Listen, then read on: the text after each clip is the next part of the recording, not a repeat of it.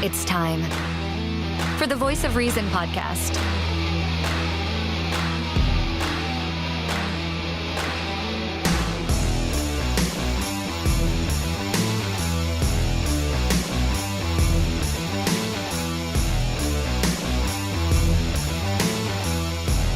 Here are your hosts, Sean Phillips, Andy Van Beber, and Travis Kirkendall.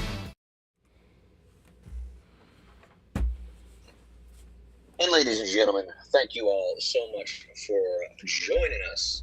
This is the Voice of Reason podcast. My name is Sean Paisley. I'm on the cowboy hat that I picked up at the antique store today. Thought I'd rock it. And as always, I'm joined alongside my co-host, Mr. Andrew J. Van Beber V. How are we feeling? I want to tell you something. That is a happening hat that you're wearing right there. I feel like I need to be eating mayonnaise sandwiches or kissing my sister or something. I don't quite know what I need to be doing yet. So a little bit of both. I need a lot more mayonnaise, but my Crohn's, it makes it all spicy. When you get that spicy food, it flares the Crohn's up. So, yeah. Sorry. By the wayside is how I take it.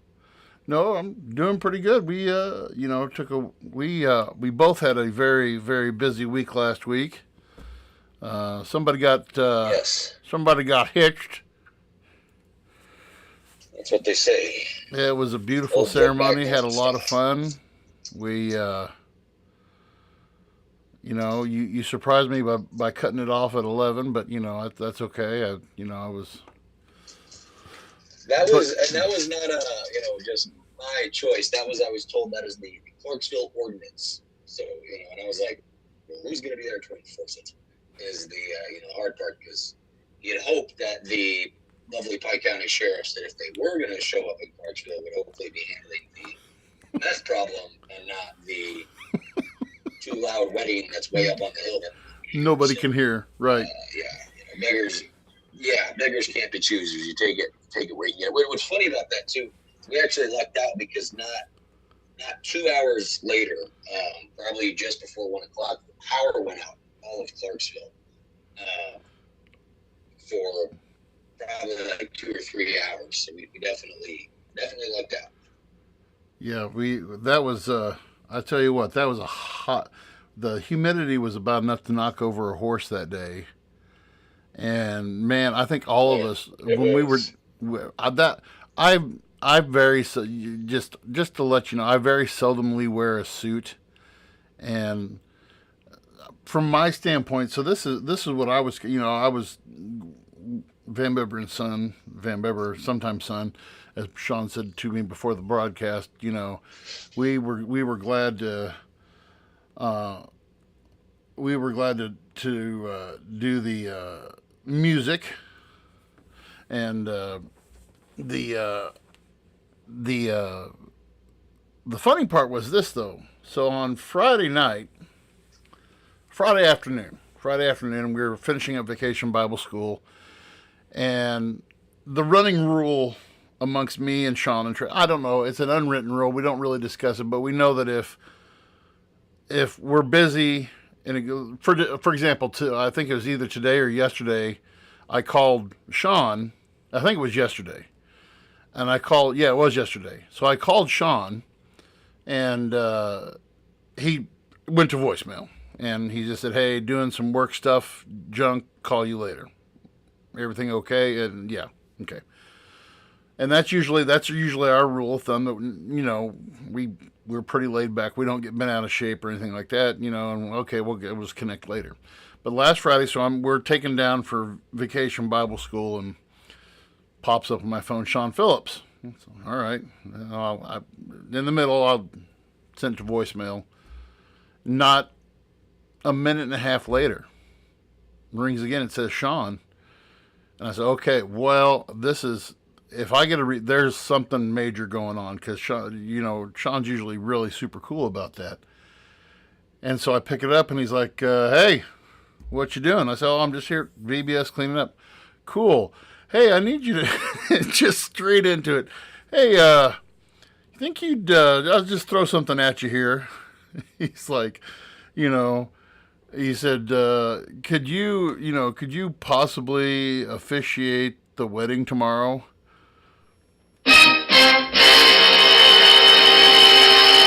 So there I was, and I couldn't say no to that, and so but it was my honor and a blessing.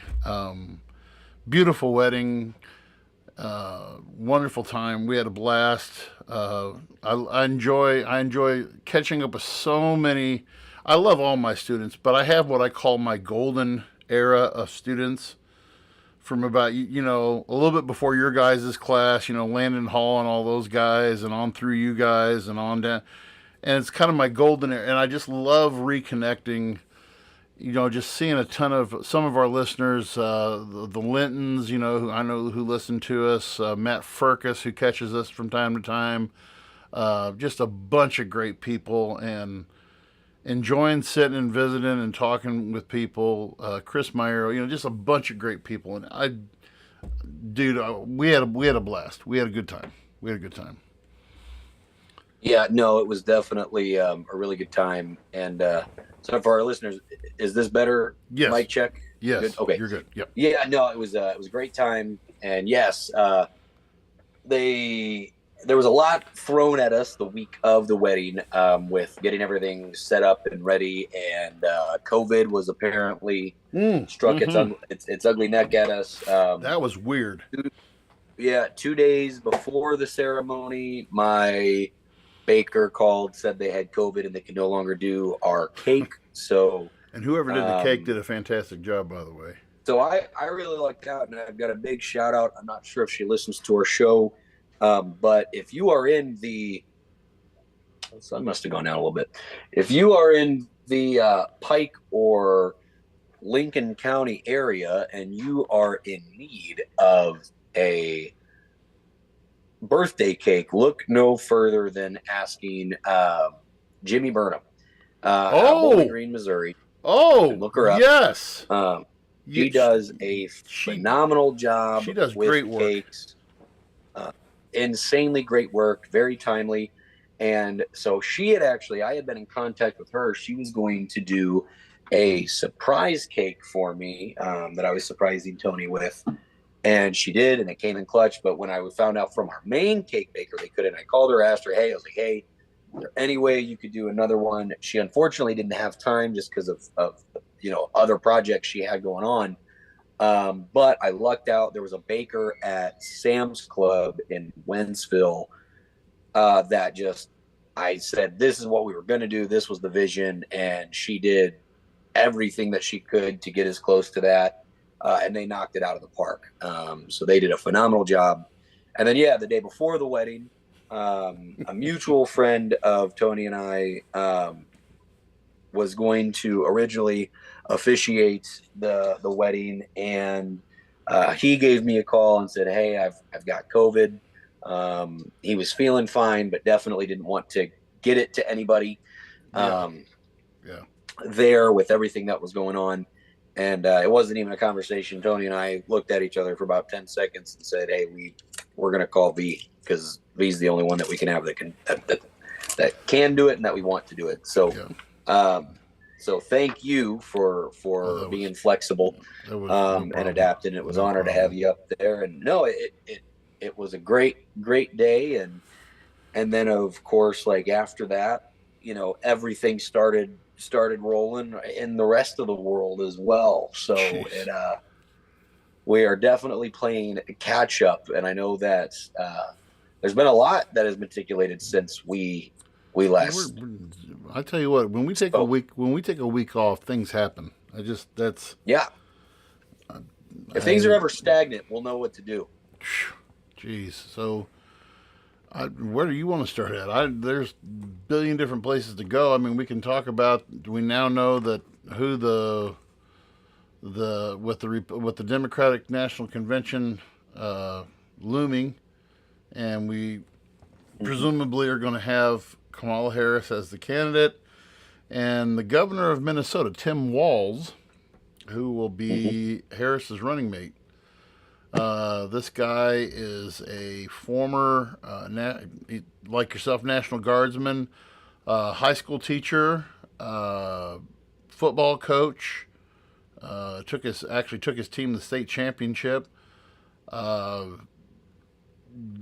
Hardcore. I mean, Democrat. I like the fact that he called J.D. Vance and Donald Trump in a speech a couple weeks ago. Just called them weird. He said they're just weird people, you know.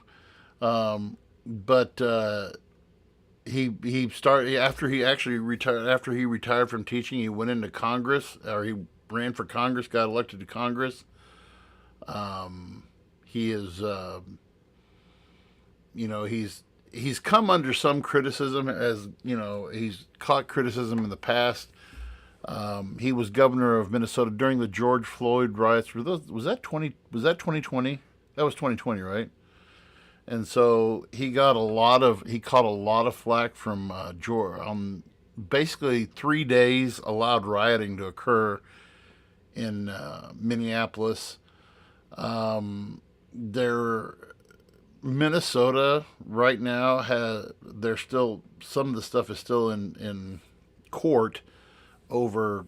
They had 75 COVID fraud cases in dealing with COVID money that was to be going to certain things, and how a lot of that happened under his watch, not implicating anything with walls or anything like that, but a lot of that. And then he was one of those also during COVID. They were one of those states that had the hardcore lockdown, and he even had set up a hotline that you could call if your neighbor or somebody you saw was not wearing a mask during COVID. And so he is a pro-choice guy. He's other than that, he's rank and file Democrat. When you watch the guy, he comes across as a down to earth guy. But to me, he is your standard line Democrat. He's rank and file. And then on the other hand, you have J.D. Vance, who, got his start as an Ohio senator, and he's a young guy, 39 years old, and he caught he wrote it was on the, I don't know where it was at on the New York Times bestseller list, but he wrote a book. He started getting national attention called Hillbilly Elegy, which is about him growing up in the foothills of the Appalachian Mountains in Ohio, and how he, some of his childhood trauma, growing up in poverty, how his mother was on and off drugs for so many years and everything, and just the abuse and everything that he rubs the left totally the wrong way.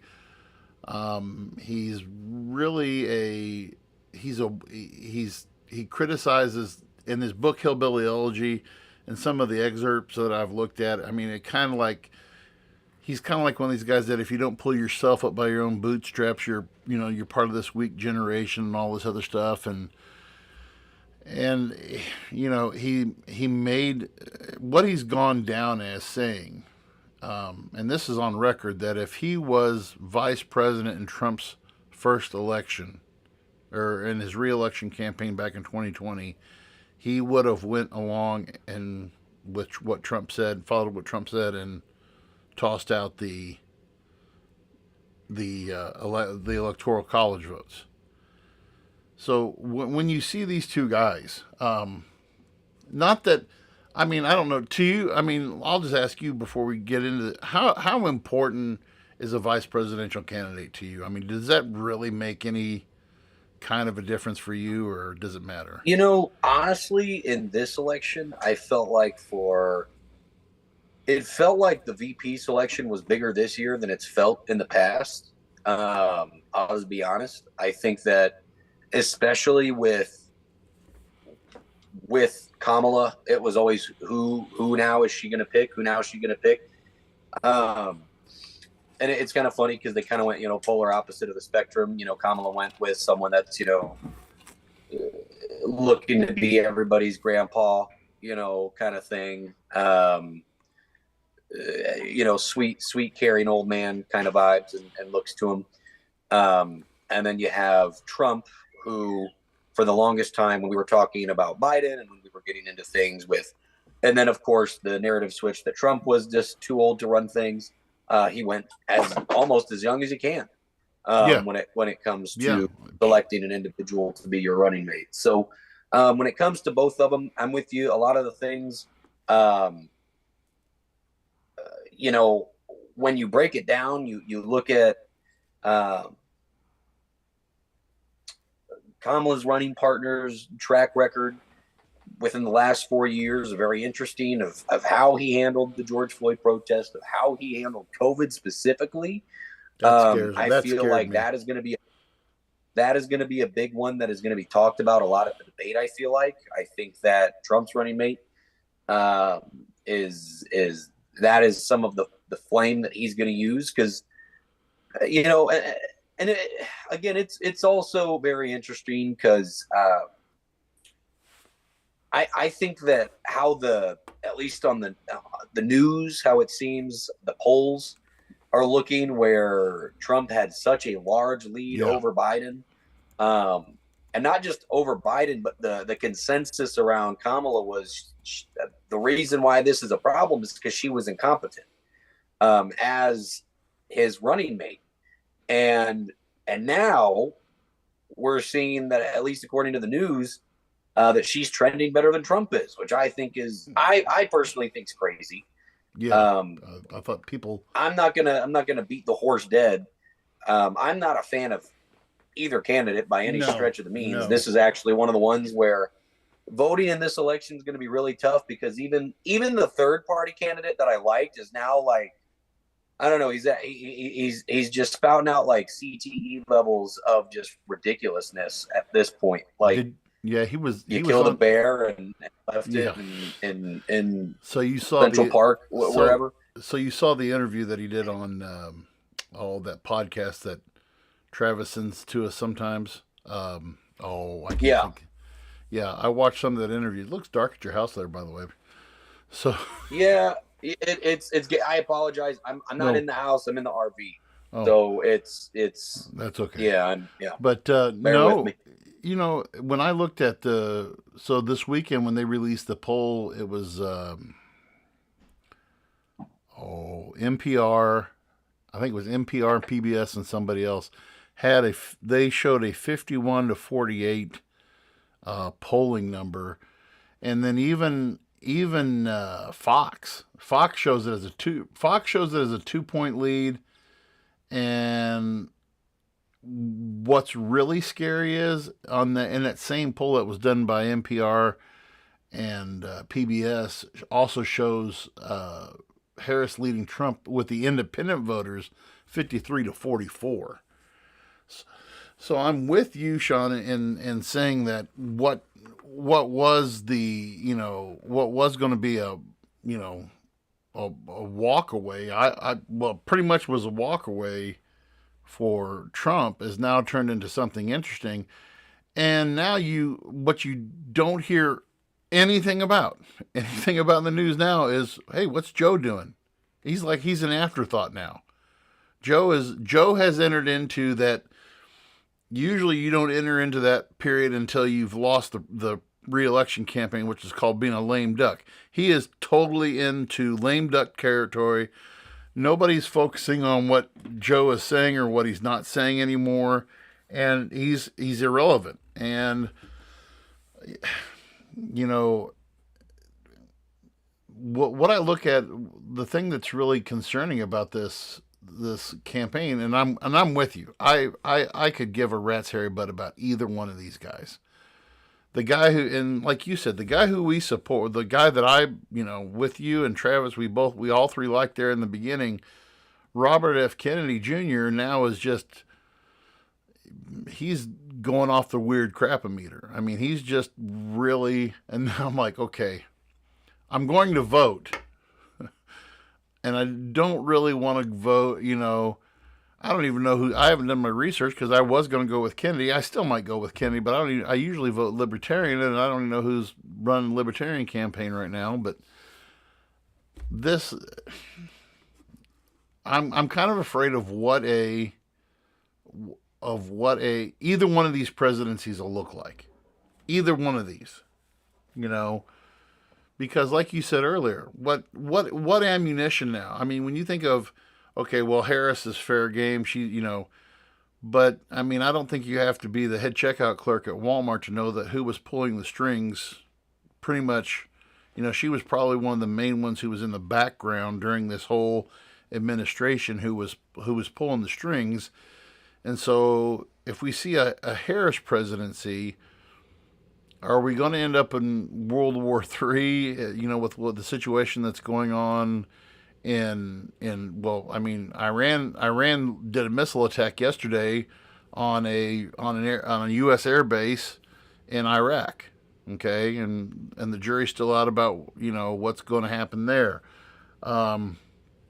We've got the whole thing with Ukraine, and are we going to keep on fighting Ukraine, or are we going to And Iran is also launching missiles at or somebody's, I forgot who they said, if it was Iran or who was launching missiles at Israel for a Hamas assassination of a Hamas leader. So you've got that whole situation.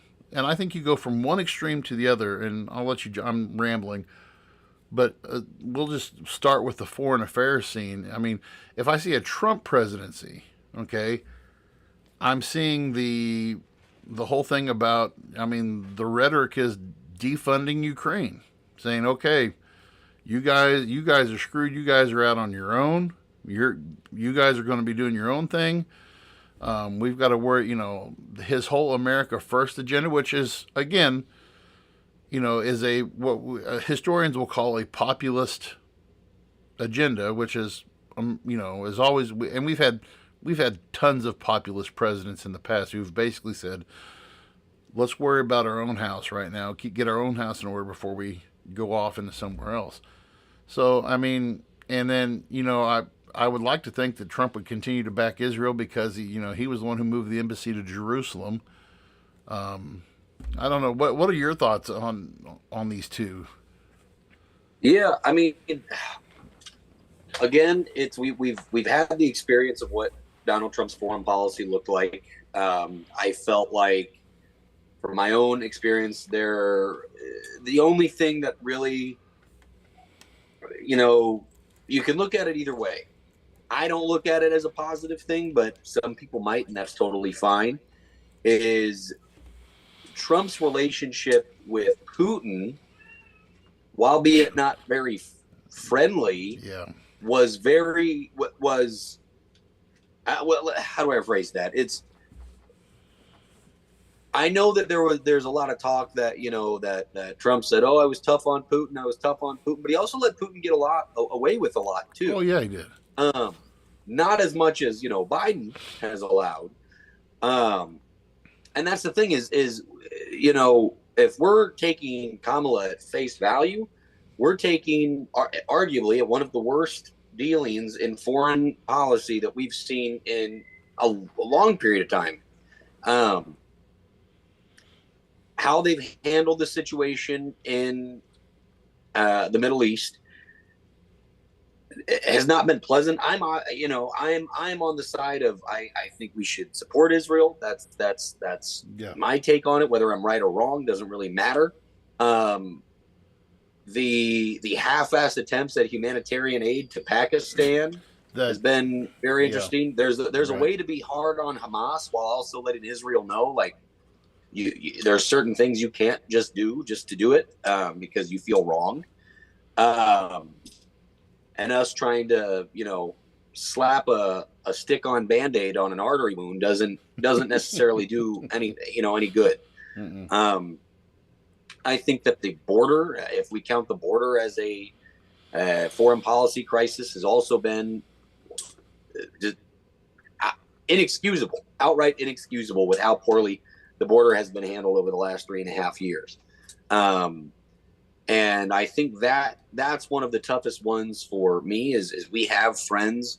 I have friends and family that are close that are currently dealing with the mess of the Biden foreign policy when it comes to dealing with different nations and dealing with border nations. And um, that is one of the toughest parts about this whole election is for me, looking at it, my morals I don't necessarily think align with Trump's at all. I would like to think, I have not paid too many prostitutes hush money Nor for have you, nor have you taken part in shady business practices either.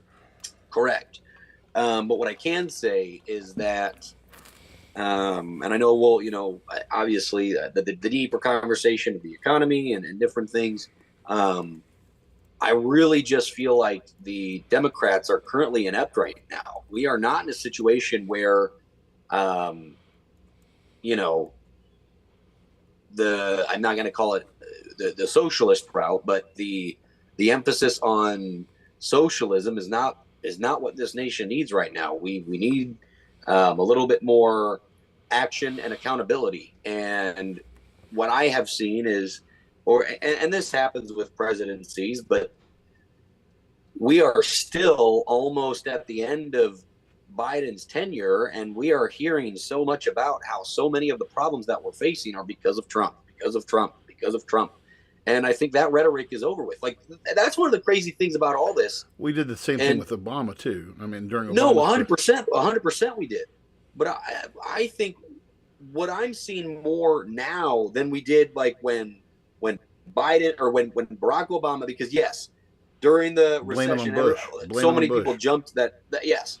And so, but what I think is crazy is we are almost done with this Biden presidency. And there are Democrats that talk like Trump is still in power, making decisions that are affecting people's day-to-day lives now. Yeah. And I'm like, this man hasn't been in office since 2021. So what are we talking about? That's a lot of what when I look at in history, there are some actions of a president that can carry maybe a year and a half, possibly two. When you're saying 3 years, okay, and I'll give you a prime example. When Bill Clinton, when he was president, he balanced the budget for one of the first times in U.S. In recent U.S. history, and when the after effects of that came into being, we started having a surplus, and that surplus came about during George Bush's presidency. And so George Bush was able, the Republicans had to deal with, not deal with, but they could pat themselves on the back and say, oh, well, look, we were able to do this, this, and this because now we're able to give these refund checks back to Americans. And anyway, so it wasn't like big time stimulus checks, but it was still, you look at a previous president doing what he did, and he's able to, okay, now we're able to, that carries over. All right. Donald Trump, what did he do? He cut the what was it, the corporate tax rates. I think it was like from 35% down to 21% midway through his presidency.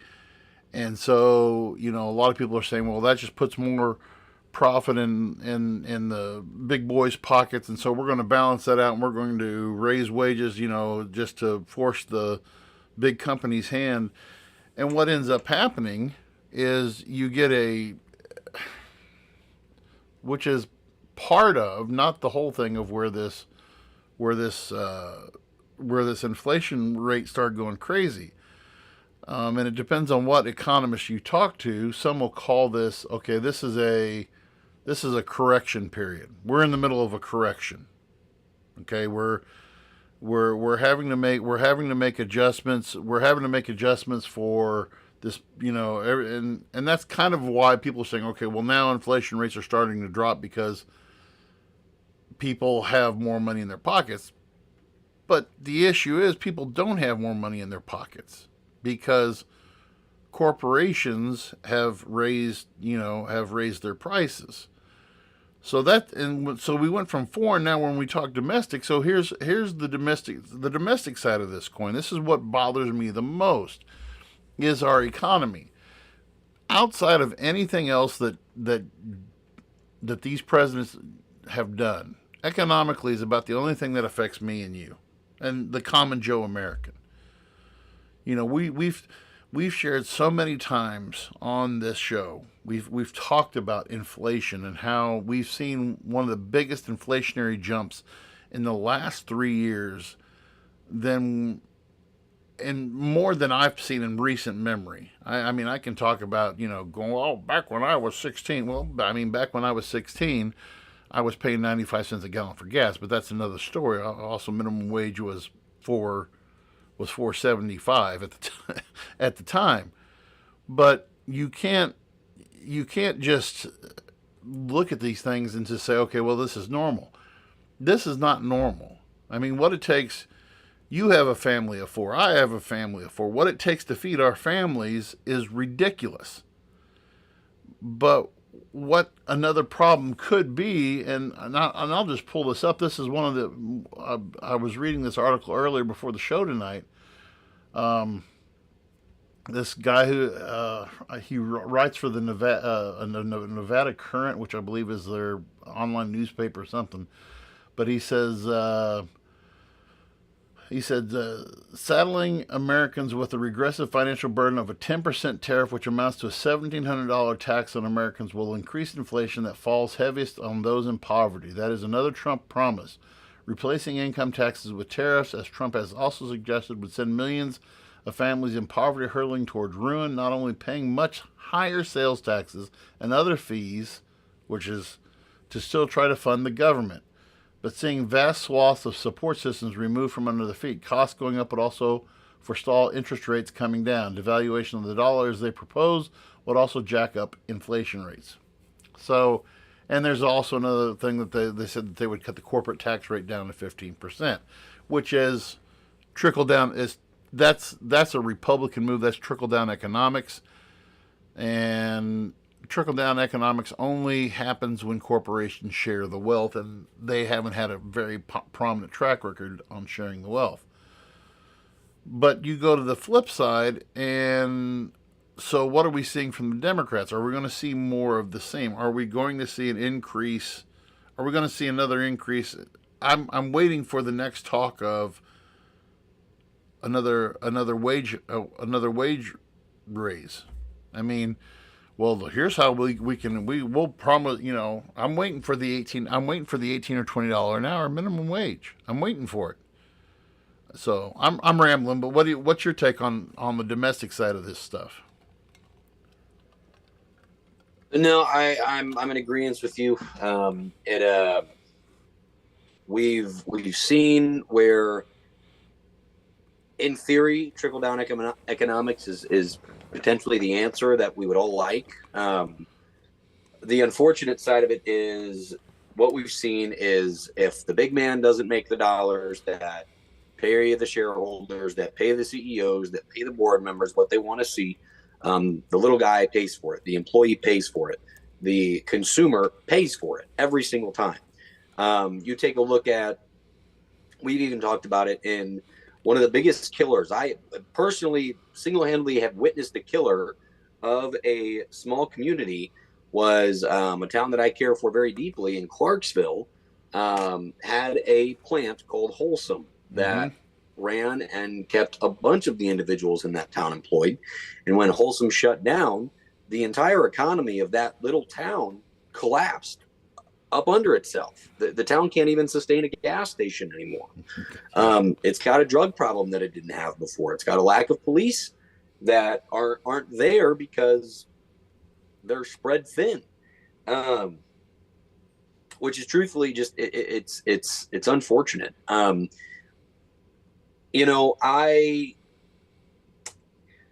it's tough. I believe in a free market. I believe that you should be able to make as much as you want to make.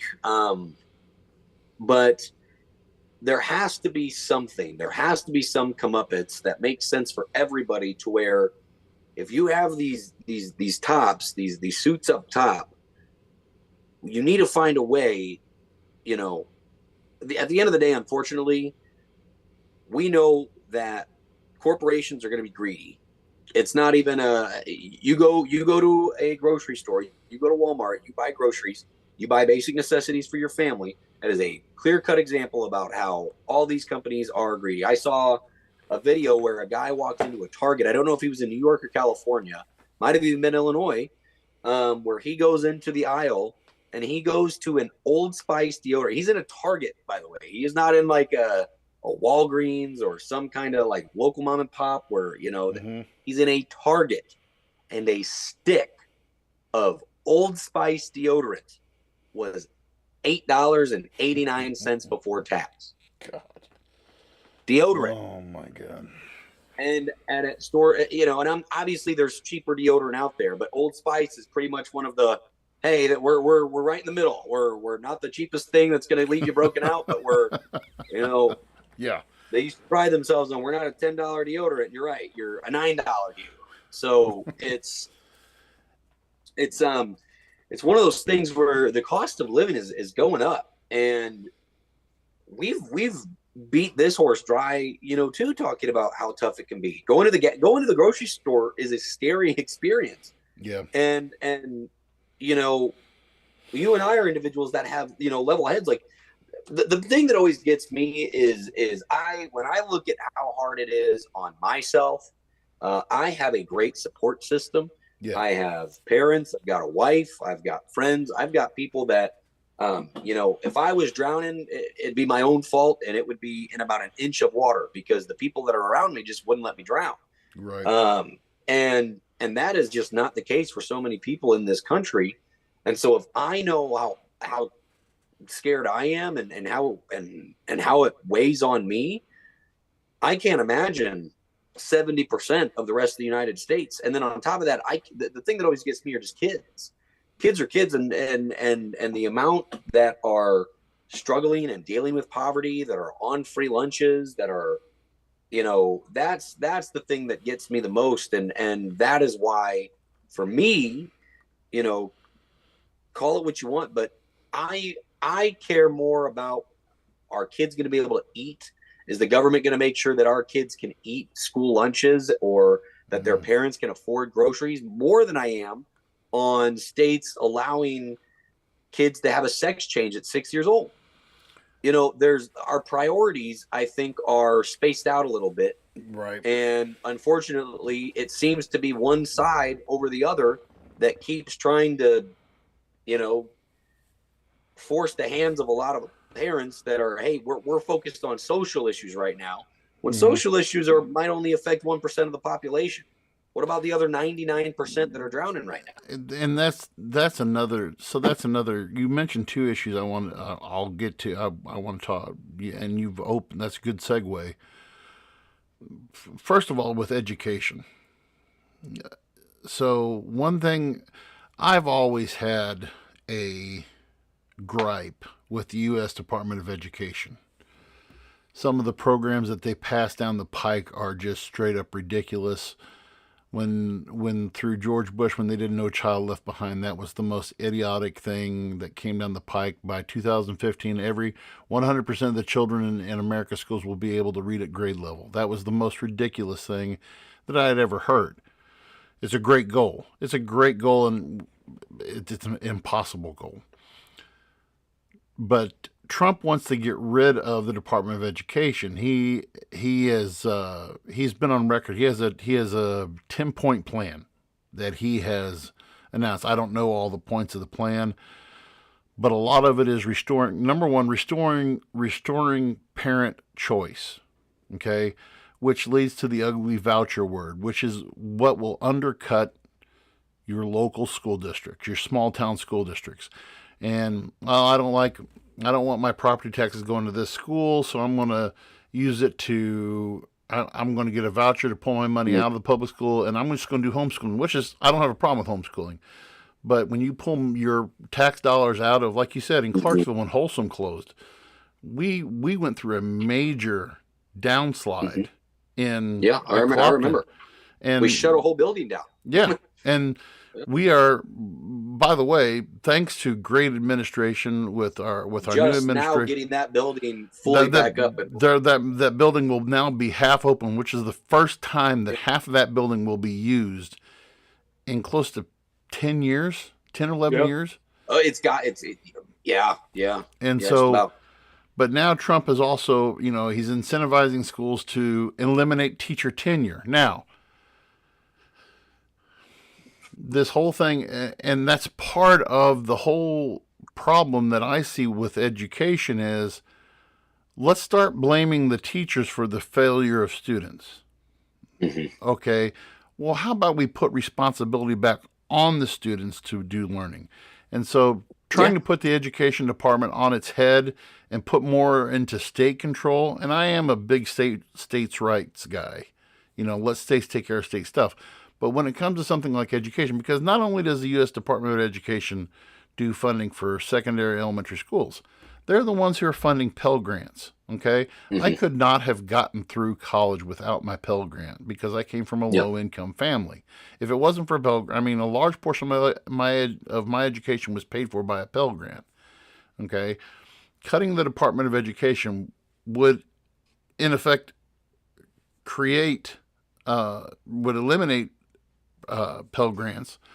And we see, and this is the Republican thing, this is one of my biggest gripes with Republicans is this move towards privatized education, okay?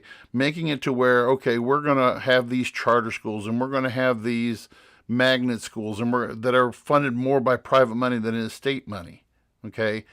I don't like that. On the flip side of that, you have Kamala Harris, okay, who is still pushing that, and you mentioned it earlier, that whole socialist, who some people call it a social agenda of having, debt-free college, okay? She wants to make, and she wants to, some great ideas. She wants to make investments in historically black colleges, what do they call those, the HBCUs. Yeah, which, that I think that's great too. But then going into that second thing that you mentioned, okay, this whole thing of I hate that so much of the attention of our media, of our people, goes to these social issues. You and I have slightly different views on abortion, which is fine, and I still believe that a woman, and especially with health issues, should have the right to be, my wife wouldn't be here if it wasn't for what, when she had her ectopic pregnancy. And then, the whole gender thing, we've blown this thing way out of the water. What you're talking about is what, less than 5% of the population? Okay. Probably lower, but yeah. And I do not agree with the transgender movement. I don't agree with these kids having, what do they call it, gender dysmorphia.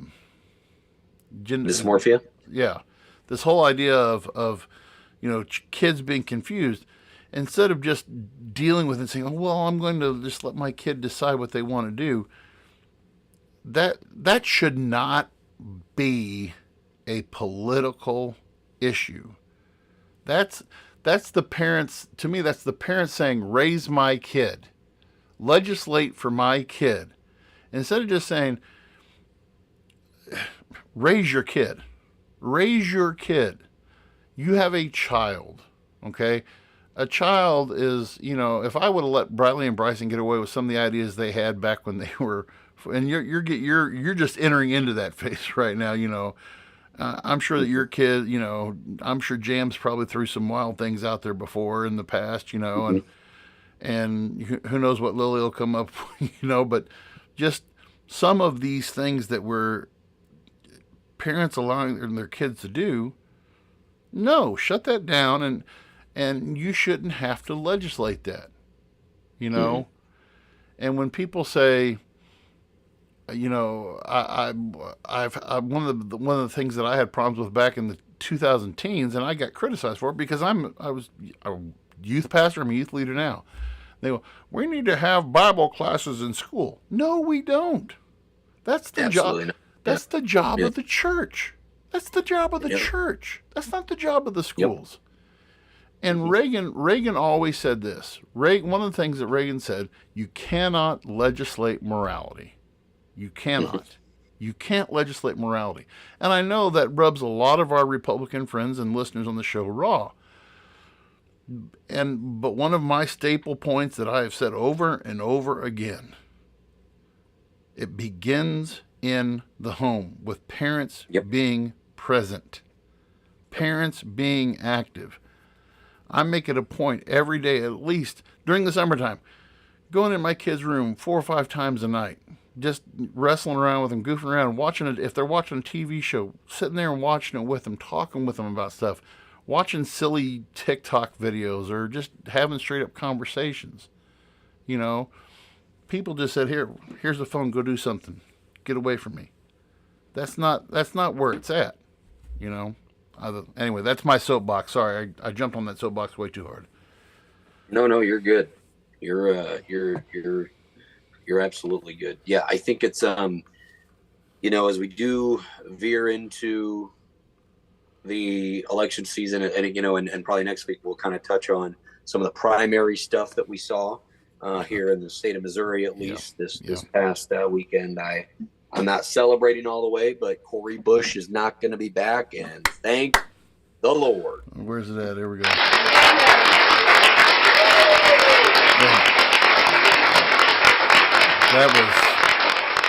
That actually surprised me a little bit, to tell you the truth. I have actually really enjoyed hearing a lot of what Mr. Bell has had to say.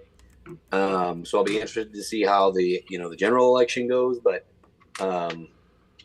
when maybe we'll do an episode where we each pick a handful of some of the scariest political figures in the world today, and Cori Bush is up there with the AOCs of the world. There's a St. time and Louis point, is not for sale. before we get off here, but there's a time and point for when, like, it's okay for you to have beliefs that are out there, but then when you are actually a psychopath, and then you have crazy psychopath ideas, that's when it becomes a real issue. But no, I definitely the squad's taking a hit. Really enjoyed.